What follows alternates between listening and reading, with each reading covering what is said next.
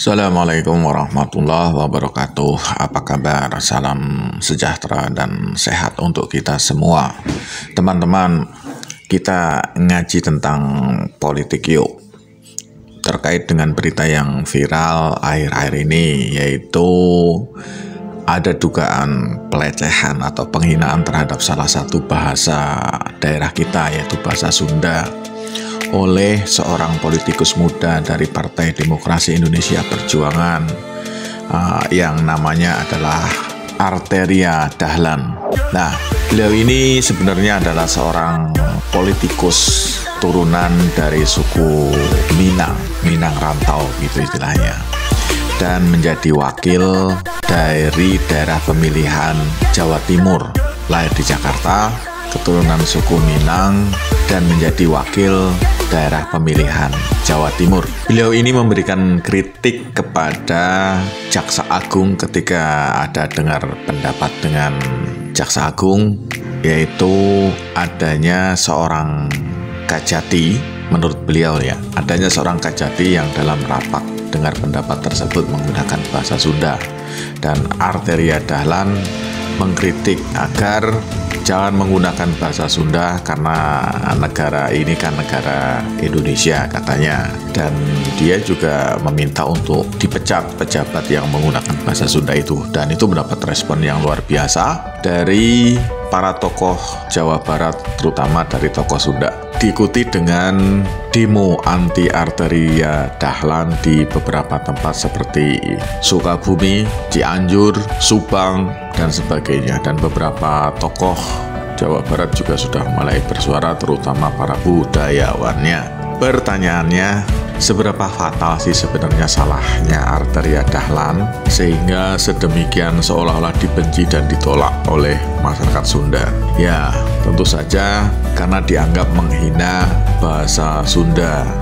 Sebenarnya apa yang dilakukan Arteria Dahlan dari aspek kenapa rapat kok harus menggunakan bahasa daerah sementara itu rapat nasional, sebenarnya sih secara normatif memang tidak terlalu salah, tetapi kritikannya yang meminta mencopot kajati hanya karena menggunakan bahasa Sunda, menurut saya itu udah offside gitu ya. Karena bahasa daerah di mana orang besar dan tumbuh di daerah kemudian berkiprah secara nasional, tentu mereka mempunyai kultur yang sulit juga dihilangkan, karena memang kita sudah nyaman dengan bahasa daerah, bahasa ibu kita, entah itu bahasa Sunda yang tinggal di Sunda, bahasa Jawa yang ada di Jawa. Dan kadang-kadang itu terbawa dalam rapat, itu terbawa dalam pergaulan yang sifatnya nasional, ketemu dengan teman-teman yang barangkali tidak bisa memahami bahasa ibu kita atau bahasa daerah kita. Pak Arteria Dahlan ini saya pikir hanya kurang rasa empatinya. Dia menganggap ketika kita rapat secara nasional, ya mutlak harus menggunakan bahasa nasional. Saya menduga Pak Arteria Dahlan ini tidak memiliki, tidak menguasai bahasa daerahnya juga, sehingga beliau ini tidak mengerti, tidak bisa merasakan kenyamanan ketika kita menggunakan bahasa ibu kita, bahasa daerah kita. Kadang-kadang seseorang juga keceplosan menggunakan bahasa daerahnya, apakah itu bahasa Jawa, bahasa Sunda, dan sebagainya. Dan semestinya itu nggak terlalu masalah. Tapi mengapa harus sekejam itu? Orang harus kemudian disuruh mundur, disuruh dicopot jabatannya. Bagi saya itu offside. Mari kita cermati mengapa Arteria Dahlan memiliki pendirian seperti itu. Kalau dilihat dari data pribadinya, lahir dari orang tua perantauan Minang, lahir di Jakarta, kemudian tumbuh dan sekolah juga di Pulau Jawa. Sepertinya memang beliau ini dibesarkan dalam lingkungan yang sangat nasional, yang mungkin tidak mengenal kekayaan Indonesia yang berupa budaya daerah dan bahasa daerah termasuk di dalamnya. Itu artinya sepertinya sekolahnya pendidikan rasa cinta Indonesianya sepertinya kurang sih. Karena kalau cinta Indonesianya tinggi, semestinya juga akan cinta Indonesia dengan segala kekayaan, keragaman, aneka budayanya. Dan tidak perlu sekejam itu untuk meminta Jaksa Agung mencopot kajati yang menggunakan bahasa Sunda. Ya cukup diingatkan sajalah. tidak perlu kemudian harus atau diusulkan untuk dicopot dari jabatan hanya karena menggunakan bahasa Sunda dalam rapat yang sifatnya nasional.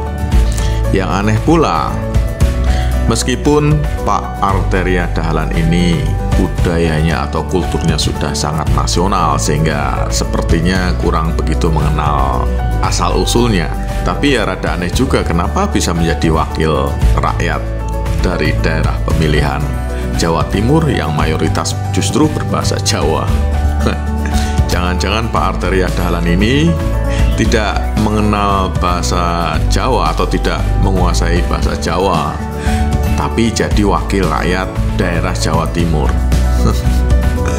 Jadi, jika kemudian banyak saudara-saudara kita dari Tatar Sunda mengkritik beliau, ya sangat masuk akal dan dapat diterima terkait dengan penggunaan bahasa Sunda di rapat-rapat nasional. Bahkan kalau saya usul sih, rapat daerah pakai aja bahasa Sunda, bahasa Jawa, tergantung daerahnya, nggak apa-apa. Semakin banyak digunakan, kita akan semakin banyak mengerti. Dan Pak Arteria Dahlan ini nampaknya memang kurang memahami tren yang ada di masyarakat, bahwa sebagian besar masyarakat kita itu, ya mohon maaf, memang mudah disentuh dengan hal-hal yang sifatnya emosional. Kalau seorang wakil rakyat tidak memahami karakter masyarakat kita yang masih mudah disentuh dengan hal-hal yang sifatnya emosional, maka ya sebenarnya nggak layak sih jadi wakil rakyat. Karena seorang wakil rakyat harus punya empati, harus punya rasa, harus bisa